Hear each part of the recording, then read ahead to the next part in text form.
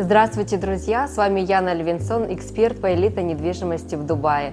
Я рада приветствовать вас на моем канале. Здесь я делюсь с вами всей самой полезной информацией о рынке недвижимости в Эмиратах и рассказываю моменты, о которых многие брокеры умалчивают.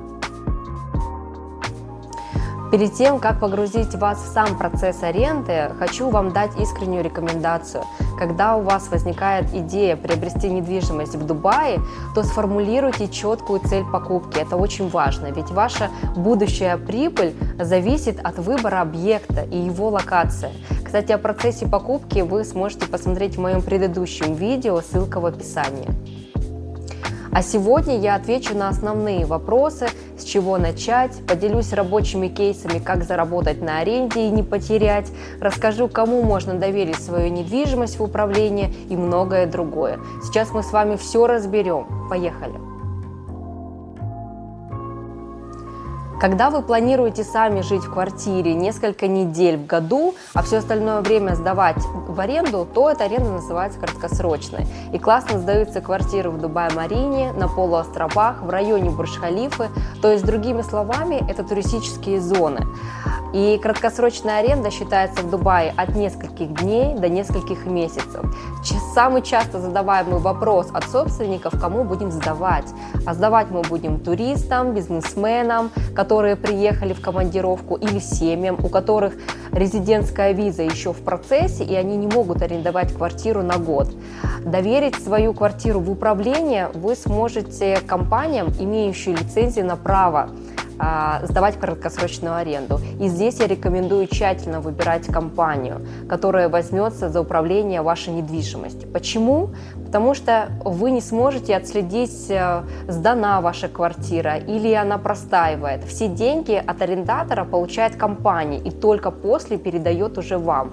Они следят за вашей квартирой, они занимаются заселением и так далее. И собственник в этом случае делится прибылью. У каждой компании условия разные. В среднем это 75% отдают вам, 25% забирают себе. Кстати, все платежи коммунальные собственник оплачивает самостоятельно. Но даже с учетом всех затрат, краткосрочная аренда может принести вам до 12% годовых. То есть многое зависит от локации, поэтому при покупке обращайте на это внимание. В долгосрочную аренду вы сможете сдать даже в пустыне. Сдается все, ничего не простаивает в Дубае. Любая недвижимость любого формата. Но если у вас цель не просто сохранить деньги, а получить максимальную доходность до 8% годовых, то не каждый проект вам подойдет. Долгосрочный контракт вы заключаете на 1 год, только с резидентами. Кстати, самая распространенная ошибка арендаторов, которые ищут недвижимость, они находят ее, готовы подписать договор с собственником, а по итогу выясняется, что арендаторы не резиденты, и об этом законе не знали ни сами клиенты, и брокер упустил этот момент. Но это отдельная тема для видео, разберем ее в следующий раз. Вернемся к договору, который регистрируется в земельном департаменте Дубая, после чего арендатор получает сертификат, который называется Джари. Он потребуется ему, чтобы подключить к квартире свет, воду, кондиционер. Расходы собственника только сервис-чардж. Это оплата за услуги бассейна, тренажерного зала, охраны, консьержа и так далее. Платите всего 1 раз в год. И наверняка вас интересует финансовый вопрос. И есть 2 вида оплаты. Первый из них, когда вы договорились с арендатором об оплате всей суммы за год вперед, то в этом случае вы можете принять от него наличные. А второй способ, если у арендатора нет такой возможности оплатить всю сумму единоразово, и он просит вас оплатить только несколькими платежами, то арендатор выписывает вам банковский чек на ваше имя.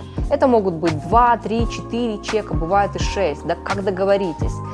Чем больше чеков, тем дороже. Но я рекомендую брать одним чеком на год вперед, чтобы избежать проблемы с платежами со стороны арендатора. Если вдруг вы захотели продать свою недвижимость, то в таком случае по закону вы обязаны предупредить арендатора минимум за год вперед. Для этого вам потребуется обратиться в лицензированную компанию, которая составляет письмо для арендатора о его выселении за год. И у вас должно быть на это веское основание. Предположим, вы захотели продать недвижимость, или захотели сами пожить, или заселить своих ближайших родственников, или сделать реновацию своей квартиры. Ну а если у вас не возникает потребности в продаже и вы хотите продлить договор с арендатором и при этом еще повысить стоимость, то рекомендую внимательно послушать, что я вам сейчас расскажу. По закону в Дубае собственник обязан предупредить арендатора о поднятии стоимости за 90 дней до окончания договора. И это очень важно, иначе у арендатора есть право продолжить жить в вашей квартире за прежнюю стоимость. Взять обязательства по управлению может любое агентство недвижимости в Дубае, которому вы доверяете. И агентству вы при этом ничего не платите за услуги, платит всегда арендатор. Что касается расчетов. Здесь все зависит, есть ли у вас счет в Дубае. Если да, то ответ понятен, все деньги отправляются вам на счет. Ну а если счета нет, то вы забираете наличные у арендатора, как в первом случае, который мы с вами разобрали с долгосрочной арендой. А если при краткосрочной аренде, то компания, которую вы отдали в управление вашу недвижимость, отдает вам наличные или перечисляет деньги на счет в страну, в которой вы живете. Если, конечно, у компании есть такая возможность. У нашей компании такая возможность есть, обращайтесь. Друзья, не бойтесь покупать недвижимость в Дубае под аренду, думая, что некому будет сдавать. С этим в Дубае проблем нет.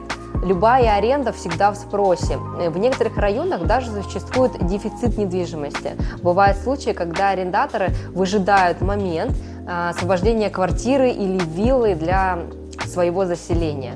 Друзья, если вам было интересно и полезно это видео, подписывайтесь, ставьте лайки, оставляйте в комментариях темы, на которые вы хотели бы услышать развернутый ответ, я обязательно сделаю выпуск. А с вами была Яна Левинсон, эксперт по элитной недвижимости в Дубае. До новых встреч!